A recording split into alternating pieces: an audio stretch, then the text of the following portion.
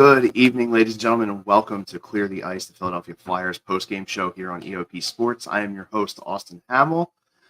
Flyers managed to edge out a really solid goaltender duel out in New York against the Islanders by a final of 1-0 in a shootout. This game was a true goaltender's duel. This is exactly what you wanted to see from the way the Flyers had been playing recently, getting themselves off the schneid and getting a really solid win, honestly. A lot of a lot of careless play at certain points throughout the game, but the Flyers did a really good job of recovering, and Sam Ersson did a really good job of being able to limit them to not being able to do any sort of damage whatsoever. Just getting into a couple of the numbers really quick. The main one for me, Flyers outshoot the Islanders 40-25 in this game. Not only does it go to show how good Ilya Sorokin is for the Islanders, but goes to show that the Flyers are showing some really good stride in being able to get the puck in the zone and be able to get some really good shots off. Face-offs were pretty close. The Islanders had the edge on that, 56-43. Both teams, nothing on the power play, combined 0 for 4, 3 of which were to the Islanders. So penalty kill was really solid tonight. 4 total penalties throughout the entire game. Flyers win the giveaway, and Flyers lose the giveaway battle, win the takeaway battle. 13-11 on giveaways, 7-4 on takeaways. Blocked shots were big for the Flyers in this one. At one point, there were 11 different Flyers that had a blocked shot in this game. We were just really, putting our bodies on the line, especially in the defensive zone, and just really limiting a lot of potential opportunities that the Islanders could have had with, the guys that they do have in, Bo Horvat, Anders Lee, Matthew Barzal. The Islanders have a lot of solid talent, and the Flyers did a really good job on this one. Again, 40 shots for the Flyers, counting, that's counting the shootout? Yeah, that's counting the shoot. That's counting overtime at least, because overtime really made up for a lot of the lack of explosive play in the third. Oh, yes, Steven. I was actually just about to start to get the comments, and I was going to bring this up. That blocked shot by TK at the end of the third period was so rough, man. That was that. If you wanted one clip to be like, this is what the Flyers did the entire game in terms of how they limited the damage that the Islanders could do, just show them that TK clip of him just going straight down to the ice, just eating that right to the gut. Like I said, dude, overtime more than anything was huge for the flow of play in the game. And this was another thing that Stephen brought up before we came live. He said, excuse me. He said, I like how this team doesn't look like garbage the second time around playing someone. It doesn't matter if it's road or home. And yet, they really didn't look like the same team that the Islanders faced just a few days ago. Philadelphia really did put a lot of solid play together throughout this entire game, getting, Rasmus Ristolainen playing in his first game this season. He had been out since November 3rd with a lower body injury. So, you got some help back on the blue line, even though, some people would say differently about Ristolainen. The Flyers to start the game didn't have a shot for the first 5 minutes. So to see them come back and almost double the total shooting output for the Islanders is insane. And this was the first shootout for the Flyers this season. Going into that shootout, the Islanders were 1-1 in the 2 that they had during the year so far. So good to see, and that usually is especially the past couple of seasons, the shootouts have been a serious bad spot for the Philadelphia Flyers. So to see them be able to, the first one they have this year, Ersson does an amazing job against the guys they have go up against him. And then have Tyson Forrester do what he did to get that goal to put it away at the end in the 4th round after Kyle Palmieri went to go and make a move and then wound up not even being able to get a shot off. It's just overall just exactly this was exactly what you wanted the Flyers to do in a key matchup, especially coming through a back-to-back. You wanted them to be really staunch defensively, especially because not necessarily a back-to-back because we had the Rangers in between, but you had a team that just had to scratch out a win last night against, I believe they played the Rangers last night, I believe. I could be wrong about that. But they had to scratch out a win and a couple of, I think they were playing a bit short on the blue line too, and you could really tell late in the third period that those guys were starting to get really gassed. But the Islanders had, like I said, just played another game they had to be really tough in. So having to come up against Philadelphia especially with, even though we had a couple of penalties on certain pushes on it, but the forecheck was actually really aggressive today. I feel like that was part of the thing that Torts was probably pushing for the Flyers, was that, hey, these guys are going to be tired coming off of the game they played last night, so let's really get to them and put a lot of work in on them, and you'll be able to get some looks. And they had a lot of really solid opportunities. Just overall, just very good play from the Flyers. The blue line looked really strong. Sorry, my cats are jumping all over me while I'm doing this.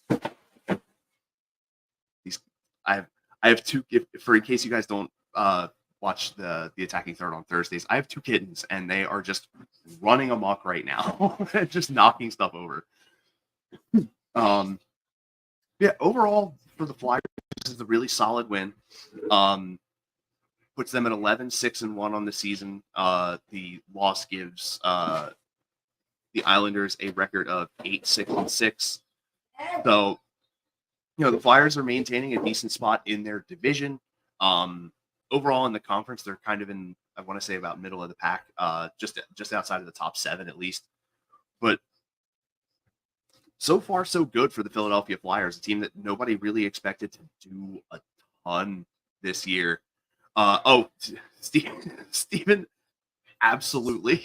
They're starting now, and they probably won't stop until about 12:30, 1 o'clock. So plenty of time to have to deal with that. Thank goodness I won't be on the entire time that they're doing it, so you don't have to worry. Pat showing some love to Sam Ersson. He did incredible tonight. He's been, he has his ups and downs, but he's been doing a really good job filling in for the Carter Hart, who had the injury. So it's been really solid play from Sam Ersson. Really good to see the Flyers get the shutout tonight. Steve checking in saying that Ersson probably has one of the most patient and efficient sound games I've seen in a long time. Yeah, I really agree. He definitely, especially in the shootout, he looked very confident in net. He looked like he really was having a really good look at the puck the entire game, and especially in the shootout. Just really, getting himself in the proper position when necessary and being able to get down if he has to make some really good saves, especially with a lot of the traffic the Islanders were trying to cause in front. They have a lot of decent bodies for being able to do that kind of stuff. And aside from that, you factor in all the block shots the Philadelphia Flyers had tonight. Just overall, a really tough go for the Islanders in this one. Is not even factoring in the point that they played the previous night, but overall the Flyers really did put a lot of solid work in. And yeah, Steve, the main thing that I really liked from Ersson was the glove hand. He was showing a lot of really good positioning, a lot of really solid, fluid movement with the glove. He was able to get post to post very well when he had to. Gave himself a lot of opportunities to get good looks at shots that were coming in based off of where the traffic was. And the Flyers overall did a very good job of securing a lot of solid lanes for Ersson to be able to see those shots that were coming in so that he could make the saves that he was making. And to be able to get a shutout at this point in the season for a guy like Sam Ersson is beyond huge. That's definitely the confident boost that he needs right now. And to be able to get that, knowing that you're probably not going to have Carter Hart for a little bit longer, probably give him a little bit more before you try and, get him back into a bit more of a consistent role again from this injury. It's starting to look like you're in some pretty solid hands with Samuel Ersson, which I'm not going to complain about at all, especially, you had Mark Stahl playing. He's been back for a few games. You did the old rotation of the rookies. You had Morgan Frost play tonight. You had Bobby Brink as a healthy scratch. Farabee looked very solid. Sean Walker and Ryan Paling, again, I personally will not stop going on about these guys. They play very, very well. And they did it again tonight. Sean Walker was very solid on the 3 penalty kills that he was involved in. Very solid playing at the point, especially on the defensive side, getting a lot of really good stick work with a couple of decent guys, in Barzal and Horvat. And just circling back to Mark Stahl, being able to rush back in that helicopter swing as he's sliding across the ice to block a pass that was going to go in front that could have given them a solid opportunity to score and go up at a fairly vulnerable position in the game is a very veteran, I guess you'd say like a bit of like the veteran wiliness. Yeah, the body takeout and OT by Walker. Dude, I'm telling you, Walker is playing so well right now, and I love every second of it. He's a guy that I personally didn't even think was going to make this roster out of camp, and he has been continuing to surprise me. Like I said, the last post game show I was on, he spent some time in the Kings organization, played alongside Drew Doughty, and you see a lot of flashes of the learnings that he had with Drew Doughty in his play style. He can be very aggressive defensively when he needs to, and just still has very, very good IQ on the offensive end as well. But overall, his transitional game is very solid. He's a very solid two-way defenseman. And the Flyers honestly got him in a bit of a steal, if you ask me, for the play that he's put forward so far. The couple of shorthanded goals he already has on the season, his very efficient play on the penalty kill, and just overall the overall play from him, not even just on special teams, but just at even strength as well, has been very good.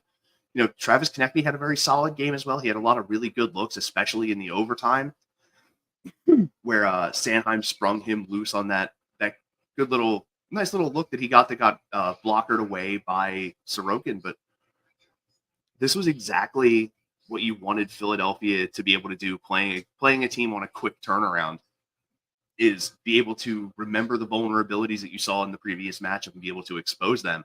And this time it was even easier because of how tired they were. And you take those kinds of that was a real gut check win. I feel like it's the word that I'm looking to the term that I'm trying to use here for the way this game went. It was definitely a very like gut check type of thing. Like, you've been playing well. You did just sort of get, catch a quick punch in the jaw by the Rangers, and you needed a way to respond. And the way you respond is by playing a very solid defensive game, very solid play between the pipes by your goaltender, and then just grind out a really tough win against a solid opponent with a lot of really good offensive talent that's seeming to have a bit of a tough go of it themselves recently, but very, very solid win. Moves you up a bit in the standings going into this. We were in 5th. So, it's very tight still in the early go of the season. Still haven't crossed I believe, if I recall, haven't even crossed the 25 game mark yet. No, 11. Sorry, I can't read my own handwriting. 11, 9-1, so 21 games. So you're about to hit the 25 game mark, which, sitting where you are with the expectations being as low as most fans have probably had it at, not let alone hockey pundits. I almost said soccer because the Union were playing at the same time, and I'll talk about that on Thursday, but not great.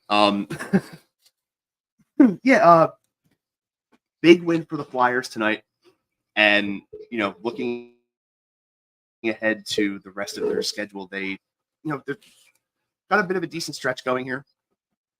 Excuse me a minute. Sorry, throat's been a little dry recently. You get the next couple of days off before you play against Carolina on Tuesday, and then you round out the month of November playing against the New Jersey Devils on the 30th before getting into December and leading it off with a home and home against the Penguins. So the Flyers are looking really good. 11's 9-1. I almost said 6 for some reason, even though I literally just said the record. Just overall, so far, I've been liking what I'm seeing from the Flyers. It's a totally different mentality from the team that we saw last year, and with a lot of younger talent that a lot of people don't expect to be doing a lot. Um, a few veterans that a lot of guys thought probably had lost a step or something like that. I mean, Atkinson, I can say maybe a little bit. Definitely has. He doesn't have the same eye that he had last year for the most part, but there's still plenty of hockey for that to come around for him. And with the way your defense and goaltending are playing at the current moment, take every win when you can, because there's a strong possibility that this could just be a streaky team and we could end up hitting a rough patch and have to look back at how good this team was a couple of months before. You never know. But 21 games in, 11 wins is definitely not, something to just bat an eye at. The team's been playing very well. And I feel like this win, more than anything, was one of those wins that you can sort of punctuate in terms of the statement of the Flyers are actually playing good hockey. And, I'm, again, if you've seen me on Thursday nights when I talk Union soccer, I've taken a lot of shots at the Flyers over the past year and a half, and I feel like those words, if they were to be coming out of my mouth now, I would be eating them, eating heavier portions than Pat does at Thanksgiving dinner. Just the turnaround has been very, very fun to watch, and I really do hope that they can continue that. Especially going into play, Carolina and New Jersey, and New Jersey's been very good this year. Carolina's been okay, and then you have Pittsburgh. Then you have the home and home with Pittsburgh to start up the month of December. So it's going to be a decent stretch here for the Flyers to round out the month of November, moving into December. And you just hope that they can, especially against some of these teams that you think you're going to give them a bit of a tougher time. You hope they can, muscle. I guess you could say muscle out wins like this. This was a really gritty win. This was a win that the Flyers needed to help build the character for the team. You know what I mean? That's the kind of win that can help you develop an identity.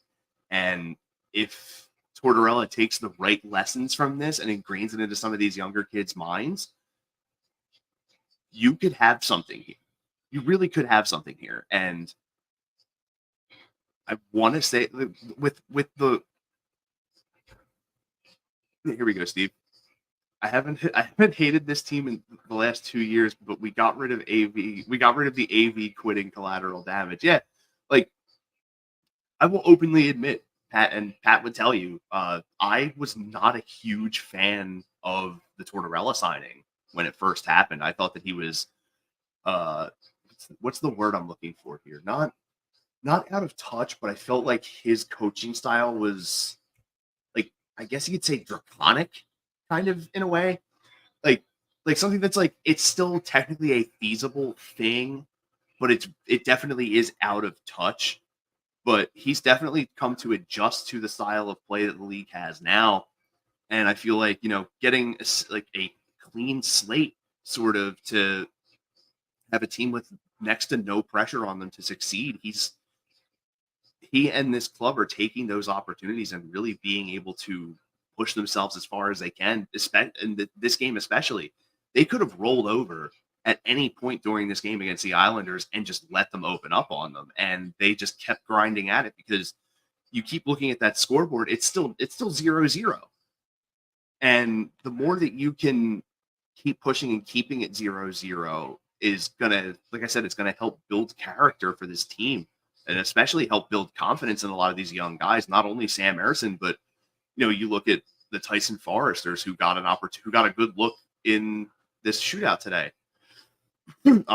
Morgan Frost, even though he was scratched, Bobby Brink, the play that he's been getting, the looks that he's been getting, the ice time that he's been allotted throughout the games that he's played, it helps build confidence in these young guys, and being able to do that is going to be huge for this team going forward. And 25 games in,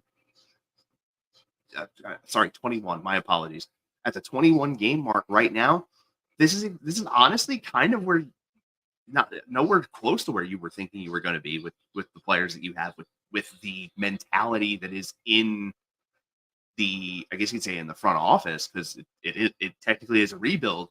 And Matty B would say, what rebuild? You know what I mean? The way this team is playing right now, what are you talking about, a rebuild? Steven checking in again saying Torts was a save my job hire for Fletcher, but he can coach a rebuilding squad. Yeah, 100%. You know, Torts definitely, like I said, I was not a huge fan of that hiring. I did not like the way he coached. I was never a fan of the way he coached. And seeing how he's working with these guys right now is very enlightening for a John Tortorella hater such as myself. And then Steve checking it one more time. Great set of hands on Forrester. Yeah, dude, silky smooth by Tyson Forrester, man. That was really solid stick work to be able to get that goal in the shootout, and especially on a top tier. Yeah, technically, I mean, you could say he's a top tier goaltender, Ilya Sorokin. I mean, he's definitely proven himself to be an everyday guy in the NHL, which is it's definitely saying something, especially for a team in a division like ours. You know, having to play against Alexander Ovechkin, Sidney Crosby, a lot of really decent talent that's in this league. Even though some of the talent that you're seeing is kind of aging, to be able to have this team be able to play this way against a solid team like a New York Islanders, like I said, with the talent they have in Matthew Barzal, Bo Horvat, Anders Lee, like this, you take the wins when you get them, and this was again a really big gut check win in my opinion for the Flyers. And then you go to play Carolina on Tuesday, who's another really tough team to have to play against. I mean, you know, they don't have Dougie Hamilton. They have the other Sebastian Aho. There's 2 Sebastian Ahos in this league, folks. Don't forget about that. So overall, big win for the Flyers, winning 1-0 in a shootout. Sorry, 1-0, 1-0.